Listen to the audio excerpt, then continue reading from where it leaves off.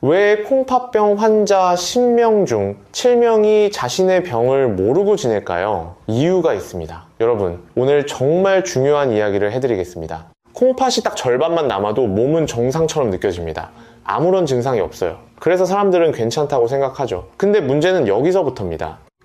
서울대병원 신장내과에서 10년간 추적 연구한 결과가 있습니다. 만성 콩팥병 초기 환자 237명을 조사했더니 무려 73%가 자신이 콩팥병 환자라는 사실을 전혀 모르고 있었습니다. 더 충격적인 것은요, 이분들 중 상당수가 이미 3단계, 4단계까지 진행된 상태였다는 겁니다. 콩팥 기능이 절반 이하로 떨어졌는데도 전혀 모르고 계셨어요. 저도 처음엔 몰랐습니다. 신장내과 전문의로 20년 넘게 일하면서 수천 명의 환자분들을 봤지만 처음에는 이 병의 무서움을 제대로 이해하지 못했습니다. 그런데 환자분들을 오랫동안 지켜보면서 깨달았습니다. 콩팥병은 정말로 조용한 살인자라는 것을요, 증상 없이 조용히 다가와서 어느 날 갑자기 투석이나 이식이 필요한 상태가 돼버립니다. 오늘은 여러분께 콩팥을 지키는 방법을 자세히 알려드리겠습니다. 음식부터 약까지, 생활 습관부터 정기 검진까지 모든 것을 하나하나 짚어드릴 겁니다. 60분이 조금 길게 느껴지실 수 있지만 이 시간이 여러분의 콩팥을, 아니 생명을 지킬 수 있는 시간이 될 겁니다. 끝까지 함께 해주세요. 우리 함께 건강한 콩팥을 지켜봅시다. 자, 그럼 시작하겠습니다. 제 소개를 먼저 드리겠습니다. 저는 분당 서울대병원 신장내과에서 진료하고 있는 김세중입니다. 신장내과 전문의로 23년째 일하고 있고요. 그동안 약 7천여 명의 콩팥병 환자분들을 진료해 왔습니다. 많은 분들이 제게 이렇게 물으십니다. 선생님, 왜 콩팥은 나빠질 때까지 증상이 없나요? 정말 좋은 질문입니다. 이유는 콩팥의 놀라운 보상 능력 때문입니다. 콩팥은 두 개인데요. 한쪽을 완전히 제거해도 나머지 하나만으로 거의 정상적인 생활이 가능합니다. 그만큼 여유가 많은 장기예요. 그런데 이게 바로 함정입니다. 절반이 손상돼도, 심지어 70%가 손상돼도 우리 몸은 별 문제를 느끼지 못합니다. 콩팥이 남은 30%로 최선을 다해 일하고 있거든요. 대한신장학회 통계를 보면요, 우리나라 성인 10명 중 1명이 만성 콩팥병 환자입니다. 약 480만 명이에요. 근데 이 중에서 자신이 콩팥병 환자인 줄 아는 사람은 딱 27% 정도밖에 안 됩니다. 나머지 73%는 전혀 모르고 계세요. 병원도 안 가고 관리도 안 하고 그냥 평범하게 살아갑니다. 그러다가 어느 날 갑자기 쓰러지거나 건강검진에서 발견되거나 아니면 다른 병으로 병원 갔다가 우연히 알게 됩니다. 제가 오늘 어떤 내용을 말씀드릴지 미리 알려드리겠습니다. 크게 10가지 주제로 나눠서 설명드릴 건데요. 첫째, 왜 콩팥병이 무서운지 조용한 살인자라 불리는 이유를 정확히 알려드리겠습니다. 둘째, 콩팥이 나빠지고 있다는 5가지 신호를 알려드릴 겁니다. 여러분 스스로 체크해 보실 수 있어요. 셋째, 콩팥에 가장 좋은 음식들을 소개하겠습니다. 넷째, 반대로 절대 피해야 할 음식들도 알려드립니다. 소금, 칼륨, 인 이런 것들 어떻게 관리해야 하는지요. 다섯째, 약 이야기를 할 겁니다. 진통제부터 항생제까지. 콩팥에 위험한 약들이 생각보다 많거든요. 여섯째, 물을 얼마나 마셔야 하는지 알려드리겠습니다. 많이 마시는 게 좋을까요? 적게 마시는 게 좋을까요? 일곱째, 단백질 관리법입니다. 단백질을 어떻게 먹어야 콩팥에 부담을 안 줄까요?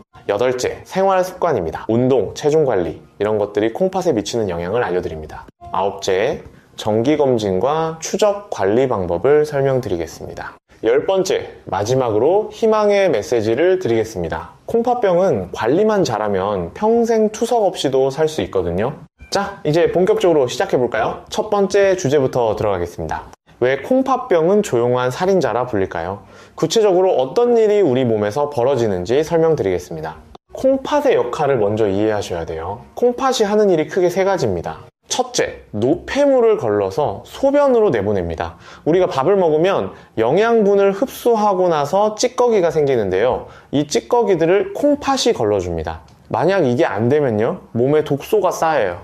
이게 바로 요독증입니다. 둘째, 수분과 전해질의 균형을 맞춥니다. 우리 몸에 물이 너무 많아도 안 되고 너무 적어도 안 됩니다. 나트륨, 칼륨 이런 전해질도 마찬가지예요. 콩팥이 이걸 정교하게 조절합니다. 셋째, 호르몬을 만듭니다. 혈압을 조절하는 호르몬, 적혈구를 만드는 호르몬, 뼈를 튼튼하게 하는 비타민 D를 활성화시키는 것도 콩팥이 합니다. 근데 콩팥이 나빠지면 이 모든 기능이 서서히 떨어집니다. 처음에는 아무런 증상이 없어요. 왜냐하면 콩팥이 워낙 여유가 많은 장기라서 절반만 남아도 제 기능을 다 할 수 있거든요. 문제는 여기서부터입니다. 증상이 없으니까 사람들은 자기 콩팥이 나빠지고 있다는 걸 모릅니다. 그래서 관리도 안 하고 검사도 안 받고 그냥 평범하게 지내요. 그러다가 콩팥 기능이 30% 이하로 떨어지면 그때부터 증상이 나타나기 시작합니다. 피로감이 심해지고 입맛이 없어지고 숨이 차고 발이 붓고 이런 증상들이 생겨요. 근데 이미 이 정도 되면 4단계 또는 5단계입니다. 콩팥 기능의 70%가 이미 손상된 상태예요. 이 상태에서는 다시 회복하기가 정말 어렵습니다. 국민건강보험공단 자료를 보면요, 2023년 한 해 동안 새로 투석을 시작한 환자가 1만 2천여 명입니다. 하루에 약 33명씩 투석을 새로 시작하는 거예요. 이분들 대부분이 이렇게 말씀하십니다. 몰랐어요. 증상이 하나도 없었는데요. 실제로 제가 외래에서 만난 환자분 이야기를 하나 해드리겠습니다. 부산에 사시는 박정숙 할머니 71세이신데요. 할머니는 평소에 건강하다고 생각하셨어요. 매일 아침 산책도 하시고 밥도 잘 드시고 아무 불편한 게 없으셨거든요. 그런데 어느 날 딸이 건강검진 한번 받아보시라고 해서 받았는데요. 검사 결과를 보고 깜짝 놀랐습니다. 콩팥 기능이 23%밖에 안 남아 있었어요. 이미 5단계 말기 신부전 상태였습니다. 할머니가 우시면서 이러셨어요. 선생님, 저 전혀 아프지 않았는데요. 어떻게 이렇게 나빠질 수 있나요? 네, 가능합니다. 이게 바로 콩팥병의 무서운 점입니다. 그렇다면 어떻게 해야 할까요? 다행히 방법이 있습니다. 조기에 발견하면 진행을 늦출 수 있고 심지어 멈출 수도 있습니다. 질병관리청 연구 결과를 보면요, 콩팥병 1단계나 2단계에서 발견해서 관리를 시작한 사람들의 83%가 10년 후에도 투석 없이 생활하고 있습니다. 반대로 3단계나 4단계에서 발견한 경우는요, 10년 내 투석 확률이 47%까지 올라갑니다. 그러니까 핵심은 조기 발견입니다. 증상이 없어도 정기적으로 검사를 받아야 합니다. 특히 위험 요인이 있는 분들은 더욱 그렇습니다. 위험 요인이 뭐냐고요? 당뇨병, 고혈압, 가족력, 이 세 가지가 가장 중요합니다. 대한당뇨병학회 자료를 보면 당뇨병 환자 10명 중 3명이 결국 콩팥병으로 진행합니다. 고혈압도 마찬가지예요. 혈압이 높으면 콩팥의 혈관이 손상되거든요. 그리고 가족 중에 콩팥병 환자가 있으면 본인도 걸릴 확률이 3.2배 높아집니다. 유전적인 요인이 있기 때문입니다. 여러분, 혹시 이런 위험 요인 가지고 계신가요? 당뇨병이 있으시거나 혈압이 높으시거나 가족 중에 콩팥병 환자가 계신가요? 그렇다면 1년에 최소 한 번은 콩팥 검사를 받으셔야 합니다. 검사는 간단해요. 소변 검사랑 피 검사 딱 2가지만 하면 됩니다. 소변 검사에서는 단백뇨가 나오는지 확인하고요. 피 검사에서는 크레아티닌이라는 수치를 봅니다. 이 2가지로 콩팥 상태를 정확히 알 수 있어요. 자, 지금까지 왜 콩팥병이 무서운지 말씀드렸습니다. 증상이 없어서 모르고 지내다가 발견됐을 때는 이미 많이 진행된 경우가 대부분이라는 거. 그래서 조기 발견이 정말 중요하다는 것. 다음은 더 구체적인 이야기를 해드리겠습니다. 콩팥이 나빠지고 있다는 신호 5가지를 알려드리겠습니다. 여러분, 콩팥이 보내는 경고 신호를 알아차리실 수 있나요? 이제부터 말씀드리는 5가지 증상이 있으면 반드시 병원에 가셔야 합니다. 첫 번째 신호는 부종입니다. 발이나 다리가 붓는 거예요. 특히 저녁이 되면 심해집니다. 왜 붓는 걸까요? 콩팥이 수분을 제대로 배출하지 못하기 때문입니다. 낮 동안 몸에 쌓인 물이 중력 때문에 아래쪽, 즉 발과 다리로 내려가서 붓는 거예요. 근데 이게 단순히 오래 서 있어서 붓는 것과는 다릅니다. 콩팥 때문에 붓는 건요, 아침에 일어나도 안 빠져요. 계속 부어 있습니다. 양말 자국이 깊게 남고 발등을 손가락으로 눌렀을 때 쏙 들어갔다가 천천히 올라옵니다. 서울하산병원 연구팀이 조사했더니요, 만성 콩팥병 환자의 68%가 부종을 경험했다고 합니다. 그런데 문제는 이분들 중 절반이 그냥 나이 들어서 그런가 보다 하고 넘어갔다는 겁니다. 대구에 사시는 이영호 할아버지 68세이신데요. 할아버지도 처음에는 그냥 많이 걸어서 붓는가 보다 하셨어요. 근데 한 달이 지나도 붓기가 안 빠지더래요. 그때 딸이 병원에 가보시라고 해서 갔는데 콩팥 기능이 34%밖에 안 남아 있었습니다. 다행히 4단계에서 발견해서 지금은 관리하면서 잘 지내고 계십니다. 두 번째 신호는 소변의 변화입니다. 거품이 많이 생기거나 색깔이 이상하거나 자주 마려운데 양이 적거나 이런 변화들이 나타납니다. 특히 거품료가 중요합니다. 소변을 봤을 때 거품이 많이 생기고 한참 있어도 안 없어지면 단백뇨일 가능성이 높습니다. 단백뇨는 콩팥이 단백질을 제대로 걸러내지 못해서 소변으로 나오는 겁니다. 정상적인 콩팥은 단백질을 몸에 남겨두고 노폐물만 소변으로 내보내거든요. 근데 콩팥이 손상되면 단백질까지 새어나갑니다. 세브란스 병원 신장내과 자료를 보면요, 단백뇨가 있는 사람은 10년 내 투석 확률이 5.7배 높습니다. 그만큼 중요한 신호예요. 소변 색깔도 주의해서 보셔야 합니다. 정상적인 소변은 맑은 노란색이에요. 근데 콜라색처럼 어두운 갈색이거나 피가 섞여서 붉은색이면 문제가 있는 겁니다. 세 번째 신호는 피로감입니다. 이상하게 자꾸 피곤하고 기운이 없고 뭘 해도 힘들어요. 왜 피곤할까요? 콩팥이 나빠지면 적혈구를 만드는 호르몬이 줄어들어서 빈혈이 생깁니다. 빈혈이 있으면 온몸에 산소 공급이 부족해지니까 당연히 피곤하죠. 그리고 몸에 독소가 쌓이는 것도 원인입니다. 콩팥이 노폐물을 제대로 못 걸러내면 독소가 혈액에 남아서 온몸을 돌아다닙니다. 이게 세포를 괴롭히니까 피곤한 거예요. 삼성서울병원 통계를 보면 콩팥병 3단계 이상 환자의 79%가 만성 피로를 호소합니다. 그런데 대부분 나이 탓으로 돌리고 넘어가요. 울산에 사시는 임경자 할머니 68세이신데요. 할머니는 1년 넘게 피곤하셨대요. 병원도 몇 군데 가봤는데 다 나이 들어서 그렇다고만 하더래요. 근데 어느 날 건강검진에서 우연히 콩팥병이 발견됐습니다. 3단계였어요. 지금은 약 먹고 식단 조절하면서 피로감도 많이 좋아지셨습니다. 네 번째 신호는 식욕부진입니다. 밥맛이 없어지고 먹기 싫어집니다. 심하면 구역질도 나요. 이것도 요독증 때문입니다. 몸에 독소가 쌓이면 위장 기능이 떨어지고 입맛이 없어집니다. 특히 아침에 심해요. 고려대병원 자료를 보면 콩팥병 4단계 환자의 71%가 식욕 감퇴를 경험합니다. 문제는 밥을 안 먹으면 영양 상태가 나빠지고 그러면 콩팥이 더 빨리 나빠진다는 겁니다. 다섯 번째 신호는 혈압 상승입니다. 평소에 혈압이 정상이었는데 갑자기 높아지기 시작합니다. 콩팥이 수분과 나트륨을 조절하지 못하면 혈압이 올라갑니다. 그리고 콩팥에서 혈압을 높이는 호르몬이 과다하게 나오기도 해요. 대한고혈압학회 통계를 보면 만성 콩팥병 환자의 82%가 고혈압을 동반합니다. 그런데 문제는요, 고혈압이 다시 콩팥을 더 나빠지게 한다는 겁니다. 악순환이 생기는 거예요. 자, 지금까지 5가지 경고 신호를 말씀드렸습니다. 부종, 소변 변화, 피로감, 식욕부진, 혈압 상승. 이 중에서 2가지 이상 해당되시나요? 그렇다면 꼭 병원에 가서 검사 받으세요. 조기에 발견하면 충분히 관리할 수 있습니다. 다음으로 중요한 거는 콩팥에 좋은 음식을 먹는 겁니다. 지금부터 콩팥을 튼튼하게 만드는 음식들을 알려드리겠습니다. 콩팥에 좋은 음식이 뭘까요? 많은 분들이 궁금해 하시는데요. 사실 특별한 슈퍼푸드는 없습니다. 대신 균형 잡힌 식단이 가장 중요해요. 하지만 그 중에서도 특히 도움이 되는 음식들이 있습니다.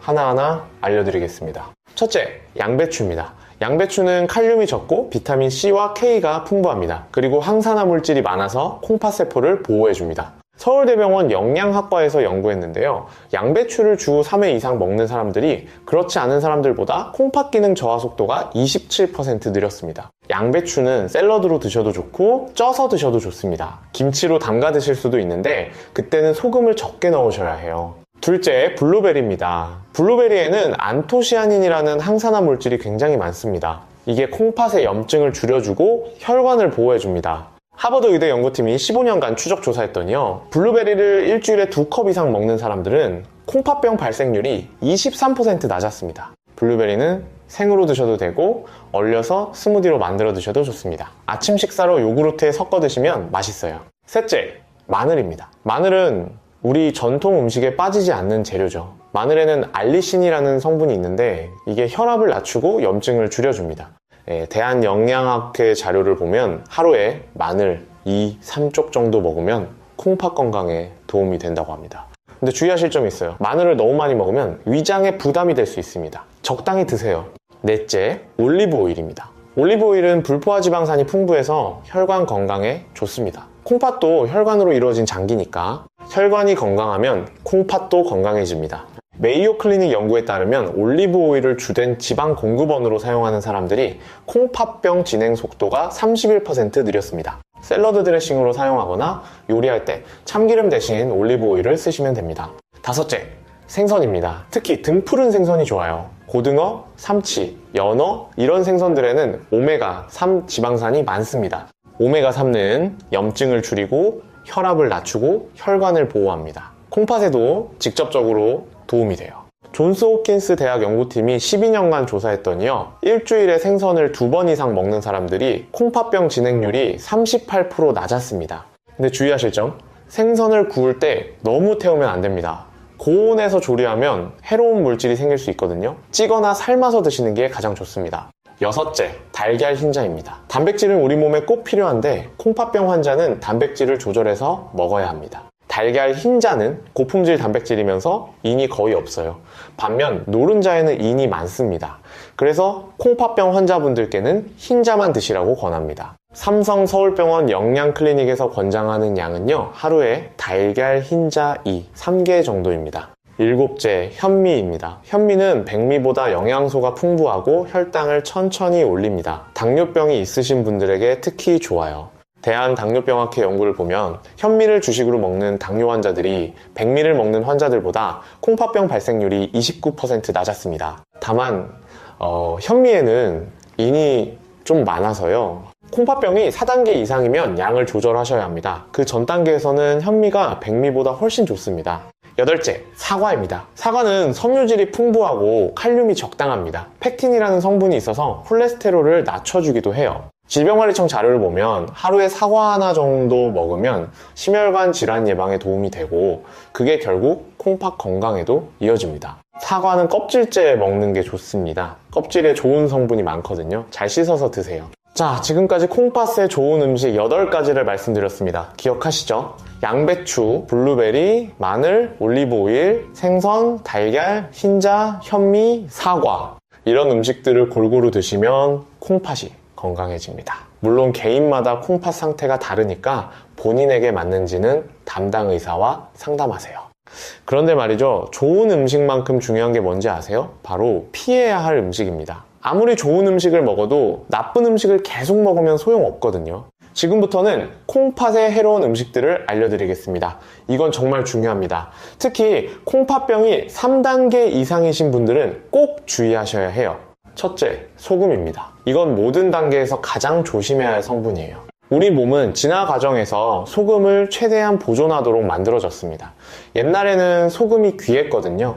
그래서 콩팥이 소금을 거의 다 재흡수합니다. 근데 현대인들은 소금을 너무 많이 먹어요. 평균적으로 하루 9g 정도 먹는다고 합니다. 세계보건기구에서 권장하는 양은 5g인데 말이죠. 서울대병원 신장내과에서 제 외래 환자분들을 조사했더니 어떤 분은 하루 20g씩 드시더라고요. 거의 4배예요.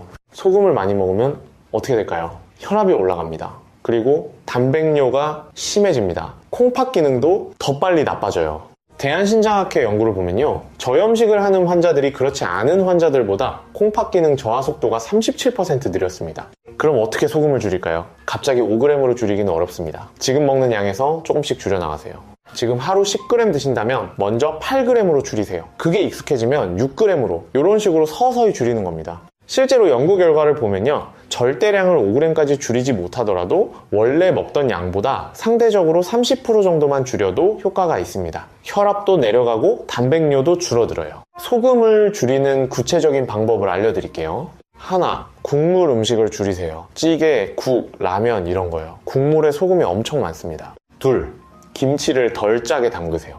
우리나라 사람들 소금 섭취의 상당 부분이 김치에서 옵니다. 셋, 가공식품을 피하세요. 햄, 소시지, 베이컨, 통조림 이런 것들은 소금 덩어리예요. 넷, 외식을 줄이세요. 식당 음식은 집에서 만든 것보다 소금이 2, 3배 많습니다. 다섯, 소금 대신 다른 양념을 사용하세요. 레몬즙, 식초, 허브 이런 걸로 맛을 내면 소금을 덜 넣어도 맛있어요. 창원에 사시는 장순옥 할머니 72세이신데요. 할머니는 짠 음식을 정말 좋아하셨대요. 김치도 짜게 드시고 국도 진하게 드시고, 근데 콩팥병 3단계 진단을 받으신 후에 저염식을 시작하셨어요. 처음 한 달은 정말 힘드셨대요. 음식이 맛이 없어서 식사가 고역이었다고. 하지만 2달쯤 지나니까 적응이 되더래요. 오히려 이제는 짠 음식이 거부감이 든다고 하십니다. 그리고 6개월 후 검사에서 단백뇨가 절반으로 줄었습니다. 둘째, 칼륨입니다. 칼륨은 좀 복잡해요. 콩팥 상태에 따라 많이 먹어야 할 수도 있고 적게 먹어야 할 수도 있거든요.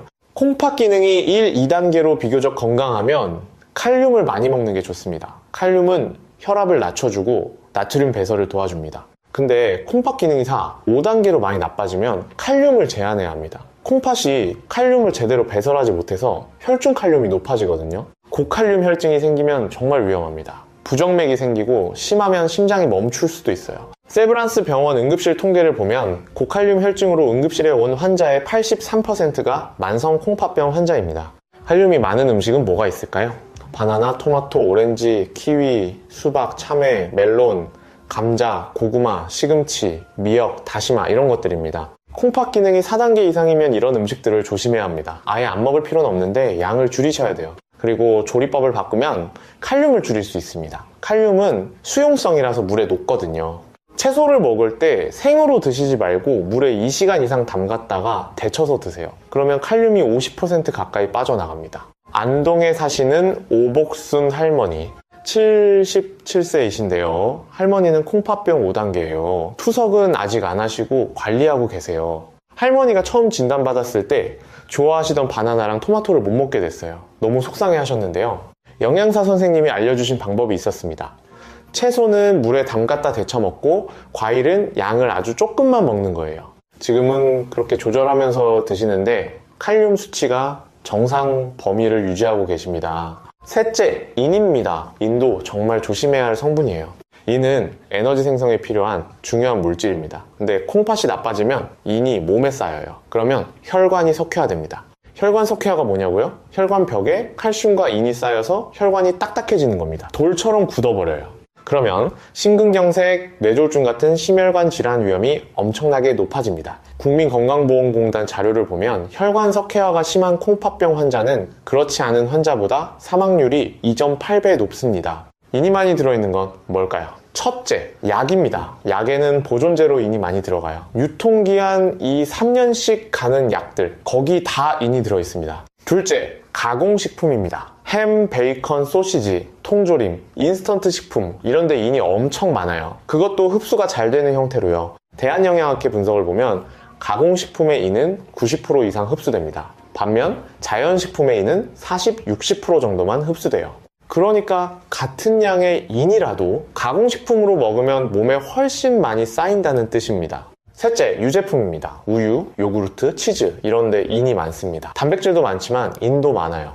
넷째, 견과류입니다. 땅콩, 호두, 아몬드 이런 것들 건강에 좋다고 많이 드시는데 콩팥병 환자에게는 인 섭취가 과할 수 있어요. 그럼 단백질은 어떻게 먹어야 할까요? 인이 적고 단백질이 많은 음식을 선택해야 합니다. 가장 좋은 건 고기, 생선, 달걀, 흰자입니다. 이런 음식들은 인 대비 단백질 비율이 좋아요. 서울대병원 영양클리닉에서 권장하는 방법은요, 유제품을 먼저 제한하고 대신 고기나 생선으로 단백질을 섭취하는 겁니다. 수원에 사시는 신명숙 할머니 61세이신데요. 할머니는 건강을 위해 매일 우유를 마시고 요구르트도 드시고 치즈도 드셨어요.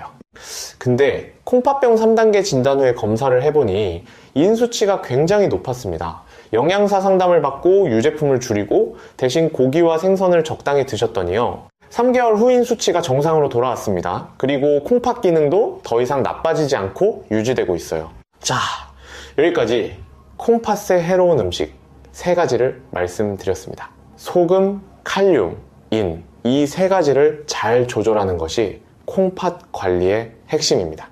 근데 음식만큼 중요한 게 또 있습니다. 바로 약이에요. 약도 잘못 먹으면 콩팥을 망가뜨릴 수 있거든요. 다음은 콩팥의 위험한 약들에 대해 자세히 알려드리겠습니다. 여러분, 혹시 진통제 자주 드시나요? 두통 있을 때, 생리통 있을 때, 관절 아플 때 먹는 그 약 말이에요. 그 약들 중 상당수가 NSAIDs라는 진통제입니다. NSAID요. 이게 콩팥에 정말 안 좋아요. NSAID 진통제가 뭐냐고요?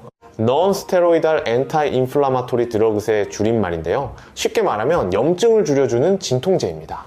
여러분이 약국에서 쉽게 살 수 있는 약들 대부분이 여기 속합니다. 이부프로펜, 나프록센, 인도메타신, 디클로페낙 이런 것들이에요. 상품명으로는 브루펜, 게보린, 펜잘, EGN6, 탁센 이런 것들입니다. 감기약에도 많이 들어있어요.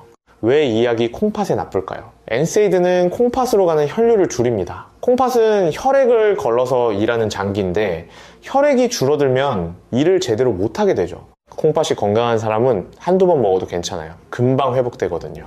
근데 콩팥 기능이 떨어진 사람, 노인, 당뇨 환자, 고혈압 환자 이런 분들은 위험합니다. 삼성서울병원 응급실 통계를 보면요, 급성 콩팥 손상으로 입원한 환자의 23%가 엔세이드 진통제 때문이었습니다. 그중 대부분이 본인이 콩팥에 문제가 있는 줄 모르고 약을 드셨어요. 그냥 머리 아파서 허리 아파서 약국에서 사서 드신 거죠. 전주에 사시는 한영자 할머니 69세이신데요. 할머니는 무릎 관절염이 있으셔서 통증이 심했어요. 약국에서 진통제를 사서 매일 드셨는데요. 한 달쯤 지나니까 입맛이 없고 몸이 붓고 소변량이 줄더래요. 병원 가서 검사했더니 급성 콩팥 손상이었습니다. 다행히 약을 끊고 치료받으셔서 회복하셨는데요. 담당 의사 선생님이 이러셨대요. 진통제만 안 드셨어도 이런 일 없었을 거라고요. 그래서 제가 환자분들께 항상 말씀드립니다. 다른 병원 가실 때 꼭 이렇게 말씀하세요. 저 만성 콩팥병이 있으니까 엔세이드 진통제는 빼주세요 라고요. 대신 타이레놀 같은 아세트아미노펜 계열 진통제는 비교적 안전합니다. 물론 이것도 과량 복용하면 간에 안 좋지만 적정량을 지키면 콩팥에는 부담이 적어요.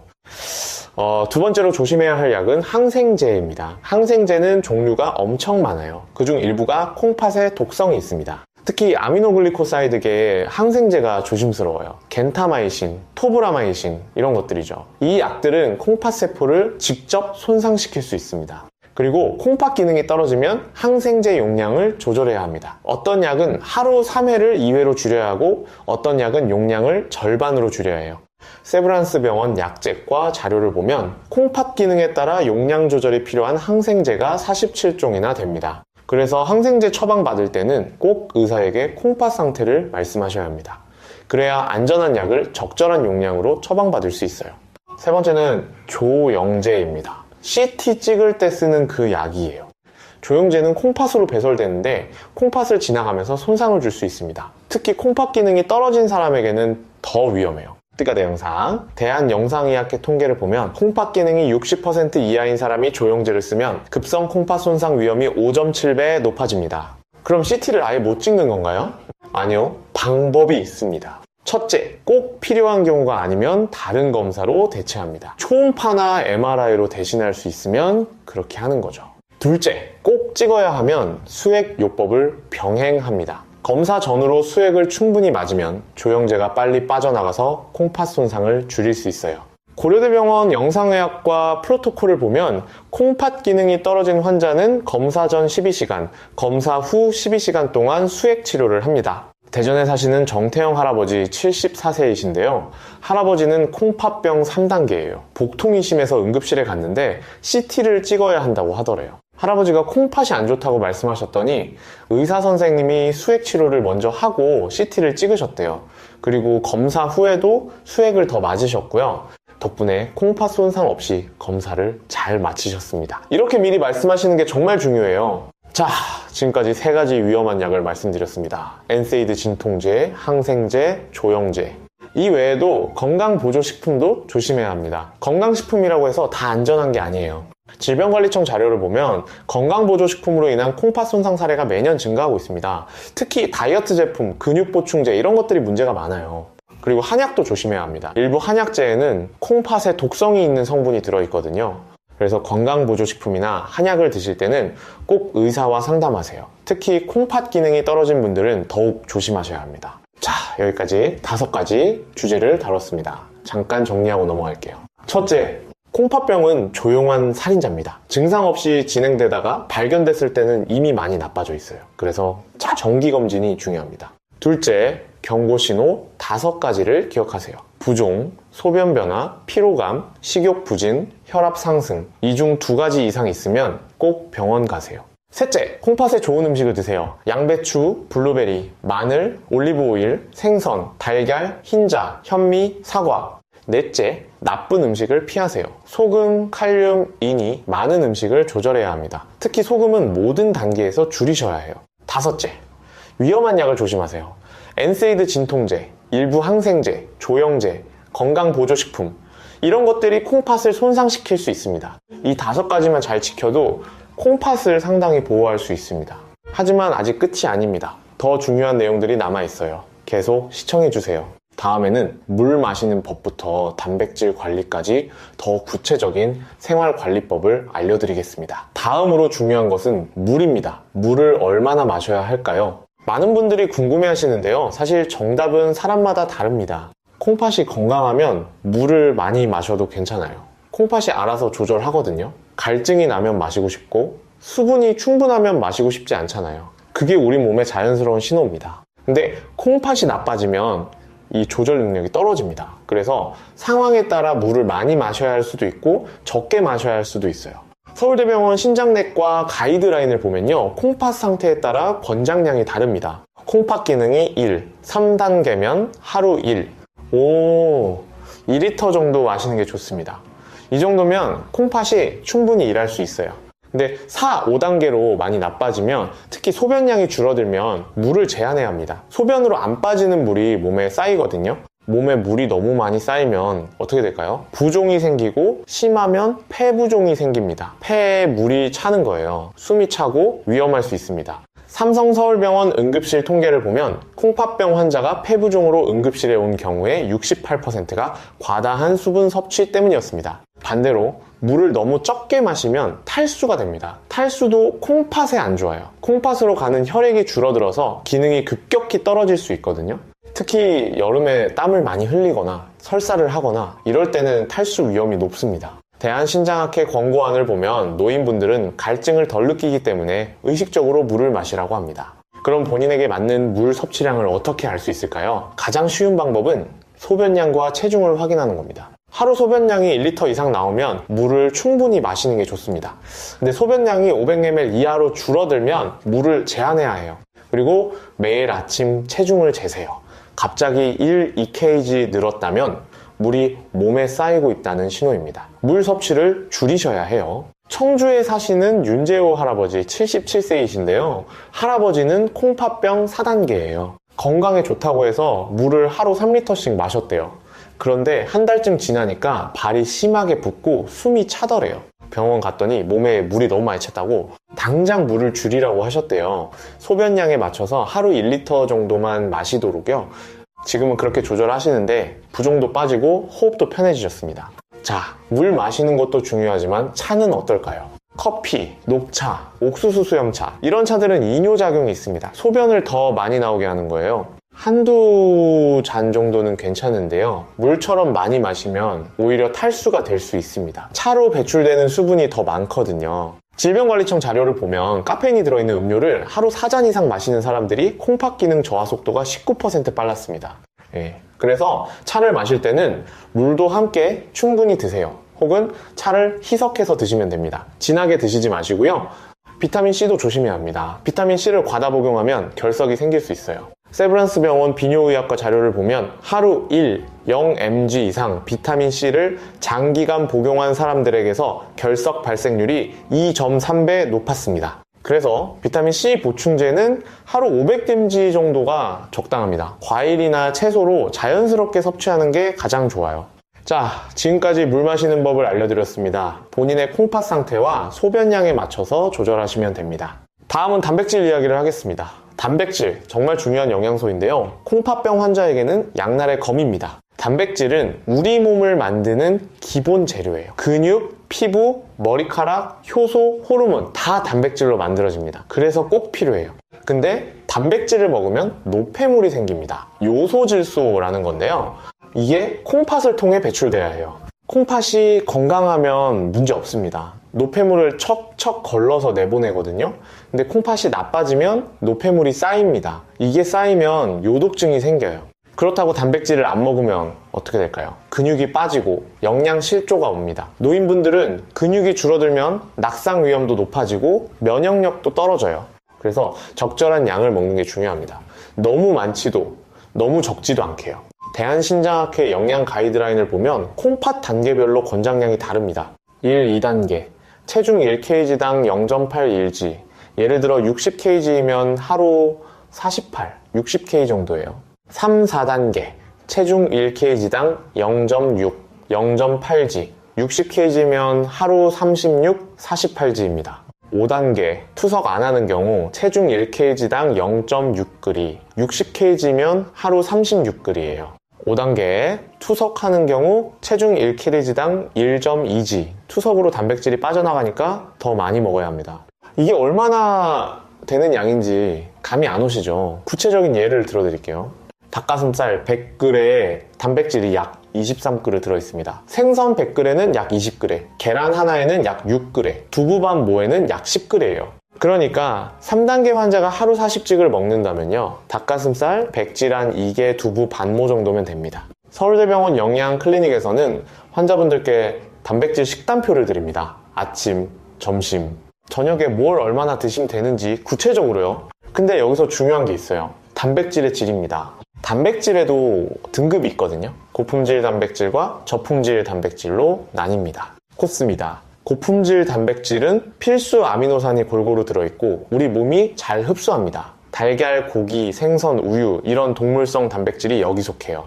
저품질 단백질은 필수 아미노산이 부족하고 흡수율도 낮습니다. 콩, 곡류 이런 식물성 단백질이죠. 콩팥병 환자는 고품질, 단백질 위주로 드시는 게 좋습니다. 같은 양을 먹어도 노폐물이 적게 생기거든요. 메이오 클리닉 연구를 보면 고품질 단백질 위주로 먹은 환자들이 요독증 증상이 37% 적었습니다. 그럼 어떤 음식을 선택해야 할까요? 첫째, 달걀 흰자. 단백질이 많고 이는 거의 없어요. 최고의 선택입니다.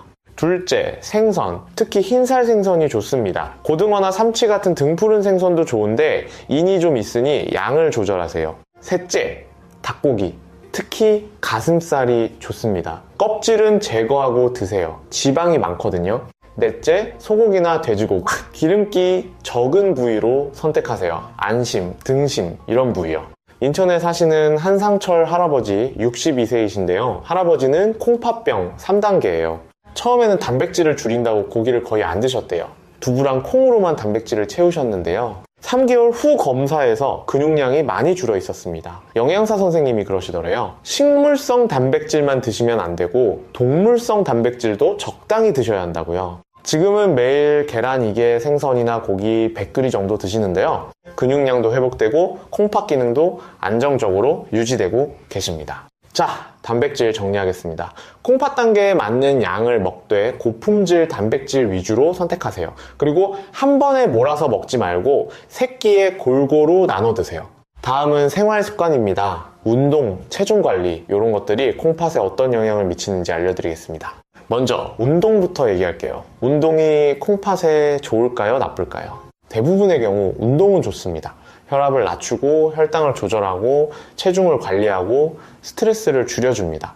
이 모든 게 콩팥 건강에 도움이 돼요. 대한신장학회 연구를 보면 규칙적으로 운동하는 콩팥병 환자가 그렇지 않은 환자보다 투석 시작 시기가 평균 2.3년 늦었습니다. 근데 운동도 적절히 해야 합니다. 너무 심하게 하면 오히려 해로워요. 격렬한 운동을 하면 근육이 분해되면서 노폐물이 많이 생깁니다. 크레아티닌이라는 수치가 올라가는데 이게 콩팥에 부담을 줍니다. 그리고 땀을 많이 흘리면 탈수가 됩니다. 탈수도 콩팥에 안 좋다고 앞에서 말씀드렸죠. 그럼 어떤 운동이 좋을까요? 가장 좋은 건 걷기입니다. 하루 30분, 일주일에 5일 정도 걸으세요. 빠르게 걷는 게 좋은데 숨이 약간 찰 정도면 적당합니다. 세브란스 병원 재활의학과 프로그램을 보면 걷기 운동을 6개월 한 콩팥병 환자들의 콩팥 기능이 평균 7% 향상됐습니다. 수영도 좋습니다. 관절에 부담이 적고 전신 운동이 되거든요. 다만 수영장 물을 많이 마시지 않도록 조심하세요. 요가나 스트레칭도 좋습니다. 근력을 유지하고 유연성을 높여줍니다. 특히 노인분들께 추천합니다. 반대로 피해야 할 운동도 있어요. 마라톤 같은 장거리 달리기, 웨이트 트레이닝 같은 고강도 운동, 이런 건 콩팥병 환자에게는 부담이 됩니다. 대구에 사시는 장기영 할아버지 66세이신데요. 할아버지는 콩팥병 2단계예요. 건강을 위해 등산을 시작하셨는데요. 주말마다 산에 가셨대요. 처음에는 좋았는데 3개월쯤 지나니까 콩팥 기능 검사 수치가 나빠졌어요. 의사 선생님이 그러시더래요. 등산이 나쁜 건 아닌데 너무 힘들게 하시는 것 같다고요. 강도를 줄이고 충분히 수분 보충하면서 하라고요. 지금은 가까운 산책로를 천천히 걷는 정도로 바꾸셨는데 콩팥 기능도 다시 안정됐습니다. 다음은 체중 관리입니다. 비만은 콩팥에 정말 안 좋아요. 살이 찌면 혈압이 올라가고 당뇨가 생기기 쉽고 염증 물질이 많아집니다. 이 모든 게 콩팥을 공격합니다. 국민건강보험공단 자료를 보면 비만인 사람은 정상 체중인 사람보다 만성 콩팥병 발생률이 2.6배 높습니다. 그래서 과체중이면 체중을 줄이는 게 좋은데요. 갑자기 급격하게 빼면 안 됩니다. 급격한 다이어트를 하면 근육이 빠지고 탈수가 되고 영양 불균형이 생깁니다. 이게 다 콩팥에 해롭습니다. 삼성서울병원 비만 클리닉 가이드라인을 보면 한 달에 2kg씩 천천히 빼는 게 안전합니다. 어떻게 빼야 할까요? 식사 조절과 운동을 병행하세요. 식사는 전체 칼로리를 하루 300, 500kcal 정도 줄입니다. 그렇게 큰 부담 없이 줄일 수 있는 양이에요. 예를 들어 밥 한 공기를 2, 3공기로 줄이고 간식을 하나 빼고 이런 식으로요. 그리고 걷기 운동을 하루 30분씩 하시면 한 달에 2kg는 충분히 뺄 수 있습니다. 울산에 사시는 오승환 할아버지 70세이신데요. 할아버지는 콩팥병 3단계 비만이셨어요. 몸무게가 87kg였는데요. 급하게 빼려고 굶다시피 하셨대요. 한 달 만에 8kg 뺐는데 콩팥 기능이 급격히 나빠졌습니다.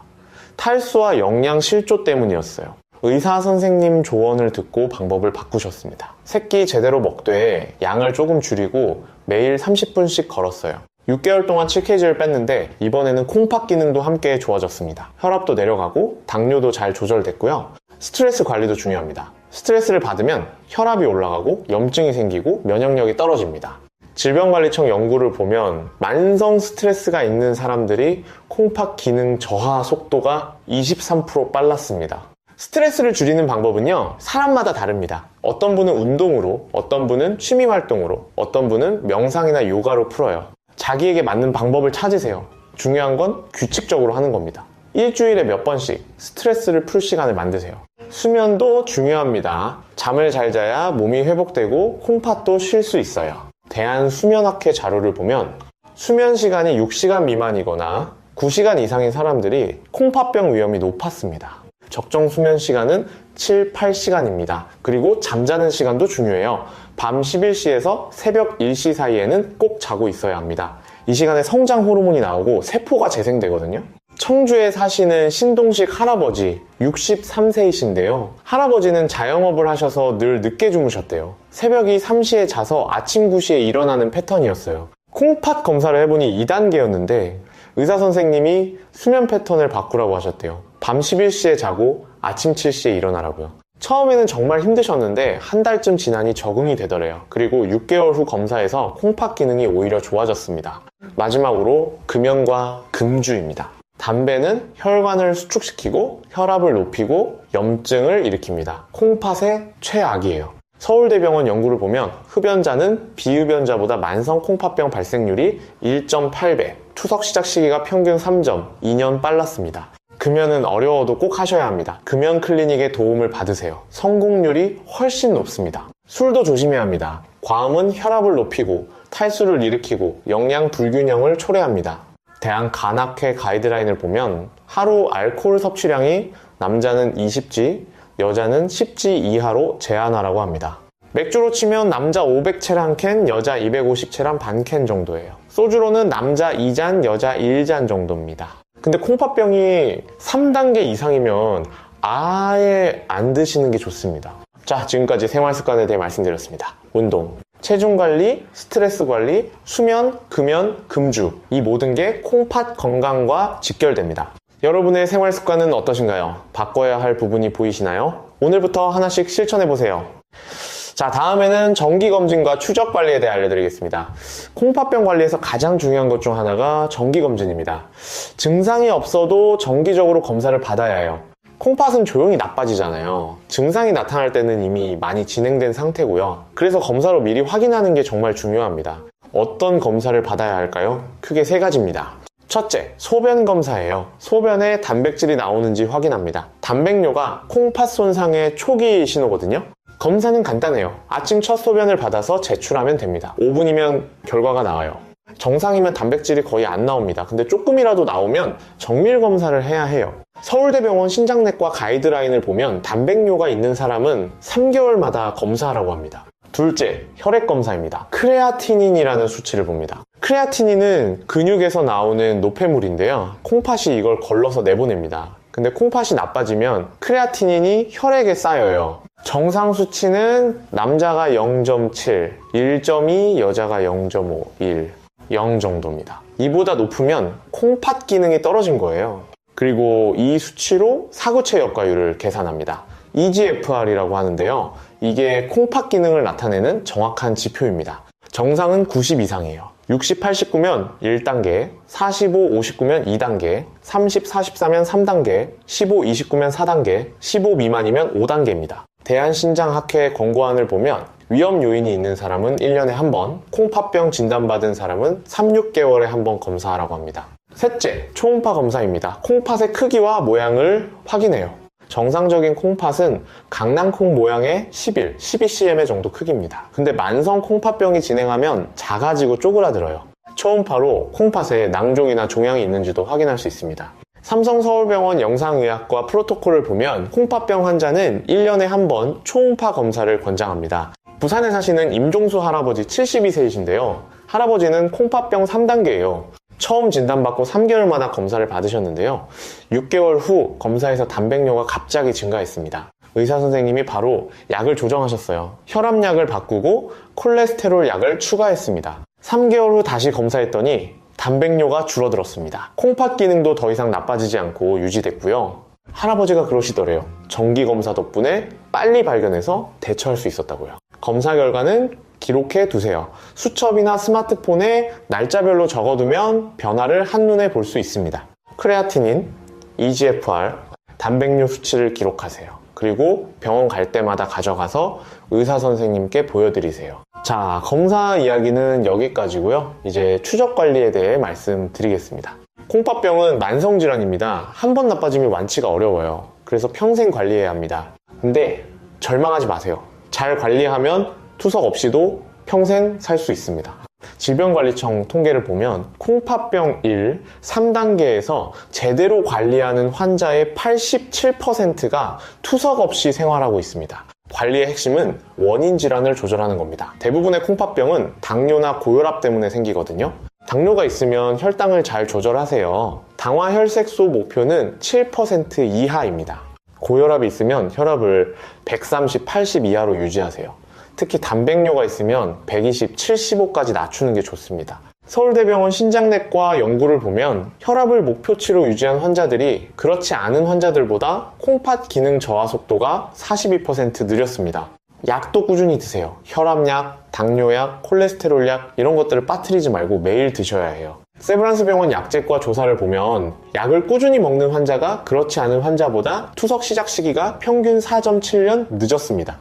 약 먹기 잊어버리시는 분들은 알람을 맞춰 놓으세요. 휴대폰 알람이나 약통에 알람 기능이 있는 것도 있어요. 그리고 약을 먹기 전에 손으로 알약을 하나하나 세어보세요. 그러면 빠뜨릴 확률이 줄어듭니다. 창원에 사시는 황성호 할아버지 58세이신데요. 할아버지는 당뇨와 고혈압으로 콩팥병 2단계예요. 약을 자주 빠뜨리셨대요. 바빠서 깜빡해서 이런저런 이유로요. 그러다 보니 혈당과 혈압이 조절이 안 됐어요. 1년 후 검사해서 콩팥 기능이 3단계로 나빠졌습니다. 의사 선생님이 그러시더래요. 약만 제때 드셨어도 이렇게 안 나빠졌을 거라고요. 그때부터 할아버지가 정신을 차리셨어요. 매일 아침 알람을 맞춰놓고 약을 먹으면 달력에 표시했어요. 지금은 약을 거의 빠뜨리지 않으시는데 혈당과 혈압도 잘 조절되고 콩팥 기능도 더 이상 나빠지지 않고 있습니다. 자기 관리도 중요합니다. 앞에서 말씀드린 식사, 운동, 스트레스 관리 이런 것들을 생활화하세요. 처음에는 힘들어도 습관이 되면 자연스러워집니다. 한 달만 꾸준히 하면 몸이 적응해요. 성남에 사시는 서진호 할아버지 75세이신데요. 할아버지는 콩팥병 4단계예요. 5년 전에 진단받았을 때 의사 선생님이 그러셨대요. 이대로 가면 2년 안에 투석할 거라고요. 할아버지가 정말 열심히 관리하셨어요. 저염식, 단백질 조절, 매일 걷기, 스트레스 관리, 약 빠뜨리지 않기. 5년이 지난 지금 아직도 투석 안 하고 계세요. 콩팥 기능은 여전히 4단계지만 더 나빠지진 않았어요. 할아버지가 그러시더래요. 관리가 곧 치료라고 열심히 하면 투석을 늦출 수 있다고요. 마지막으로 희망의 메시지를 드리겠습니다. 콩팥병 무섭긴 하지만 절망할 필요는 없습니다. 의학이 계속 발전하고 있어요. 새로운 약들이 나오고 치료법도 개선되고 있습니다. 최근에 나온 SGLT 억제제라는 당뇨약이 있어요. 이 약이 콩팥 보호 효과가 있다는 게 밝혀졌습니다. 하버드 의대 연구팀이 조사했더니요, SGLT 억제제를 복용한 환자들이 콩팥 기능 저하 속도가 39% 느렸습니다. 당뇨가 없어도 효과가 있었어요. 그래서 지금은 콩팥병 환자에게도 이 약을 처방합니다. 대한신장학회에서도 권장하고 있어요. 또 하나, 파네모소맙이라는 신약도 개발 중입니다. 콩팥 섬유화를 막아주는 약인데요, 임상시험에서 좋은 결과가 나왔습니다. 조만간 시판될 것 같아요. 그러면 콩팥병 치료에 큰 도움이 될 겁니다. 투석 기술도 좋아지고 있어요. 예전에는 주 3회 병원 가서 4시간씩 투석했는데 지금은 집에서 하는 복막 투석도 있습니다. 복막 투석은 밤에 자면서 할 수 있어요. 낮 시간을 자유롭게 쓸 수 있죠. 그리고 신장 이식 기술도 발전했습니다. 생존율이 10년 전보다 23% 높아졌어요. 국립장기 이식관리센터 자료를 보면 신장 이식 후 10년 생존율이 87%입니다. 거의 정상적인 생활을 하실 수 있어요. 재생의학 연구도 활발합니다. 줄기세포로 콩팥을 재생하는 연구가 진행 중이에요. 아직 실용화까지는 시간이 걸리지만 가능성은 충분합니다. 그러니까 희망을 가지세요. 지금 열심히 관리하시면 더 좋은 치료법이 나올 때까지 건강을 유지하실 수 있습니다. 우리 함께 힘내봅시다. 콩팥병을 이겨내는 건 혼자가 아니에요. 의료진, 가족, 그리고 같은 병을 가진 다른 환자분들과 함께입니다. 대한신장학회에서는 콩팥병 환자 자조 모임을 운영하고 있어요. 같은 처지에 있는 분들과 정보도 나누고 서로 격려도 하고요. 온라인 커뮤니티도 있습니다. 궁금한 것도 물어보고 경험도 공유하고, 그러다 보면은 혼자가 아니라는 걸 느낄 수 있어요. 자, 이제 오늘 말씀드린 모든 내용을 정리해 드리겠습니다. 길었지만 끝까지 들어주셔서 정말 감사합니다. 첫째, 콩팥병은 조용한 살인자입니다. 증상 없이 진행되니까 정기검진이 정말 중요해요. 1년에 최소 한 번은 소변검사와 혈액검사를 받으세요. 둘째, 경고신호 5가지를 기억하세요. 부종, 소변 변화, 피로감, 식욕 부진, 혈압 상승, 이 중 2가지 이상 있으면 꼭 병원 가세요. 셋째, 콩팥에 좋은 음식을 드세요. 양배추, 블루베리, 마늘, 올리브오일, 생선, 달걀, 흰자, 현미, 사과. 넷째, 나쁜 음식을 피하세요. 소금은 하루 5기 이하로, 칼륨과 이는 콩팥 단계에 맞춰 조절하세요. 가공식품은 최대한 피하고요. 다섯째, 위험한 약을 조심하세요. 엔세이드 진통제, 일부 항생제, 조영제, 건강보조식품, 병원 갈 때마다 콩팥 상태를 말씀하세요. 여섯째, 물은 본인의 소변량에 맞춰 드세요. 소변이 잘 나오면 충분히 마시고 소변량이 줄면 제한하세요. 차는 진하게 마시지 마시고요. 일곱째, 단백질은 콩팥 단계에 맞는 양을 드세요. 그리고 고품질 단백질 위주로 선택하세요. 달걀, 흰자, 생선, 닭고기가 좋습니다. 여덟째, 규칙적으로 운동하세요. 하루 30분 걷기가 가장 좋아요. 너무 격렬한 운동은 피하고요. 아홉째, 체중 관리를 하세요. 과체중이면 한 달에 2kg씩 천천히 빼세요. 급격한 다이어트는 콩팥에 해롭습니다. 열째, 정기적으로 검사받고 꾸준히 관리하세요. 원인 질환을 조절하고 약을 빠뜨리지 말고 생활 습관을 개선하세요. 이 10가지만 잘 지켜도 투석을 늦추거나 피할 수 있습니다. 여러분, 기억하세요. 콩팥병은 관리만 잘하면 평생 투석 없이 살 수 있습니다. 포기하지 마세요. 오늘 배운 내용을 내일부터 바로 실천해보세요. 한꺼번에 다 하려면 힘드니까 하나씩 천천히 시작하세요. 먼저 소금부터 줄여보세요. 그 다음 주에는 걷기를 시작하고, 그 다음 주에는 단백질을 조절하고, 이런 식으로요. 한 달만 꾸준히 하면 습관이 됩니다. 습관이 되면 평생 갑니다. 우리 함께 건강한 콩팥을 지켜봅시다. 손주들과 오래오래 행복하게 지내려면 지금부터 관리하셔야 해요. 여러분의 콩팥, 여러분이 지킬 수 있습니다. 저는 여러분을 믿습니다.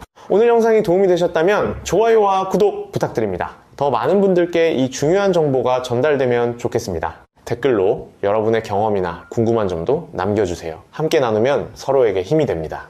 여러분 모두 파이팅입니다. 건강한 하루 되세요. 우리 지식한상 가족 여러분, 늘 함께 하겠습니다. 다음에 더 좋은 정보로 찾아뵙겠습니다. 끝까지 시청해주셔서 진심으로 감사합니다.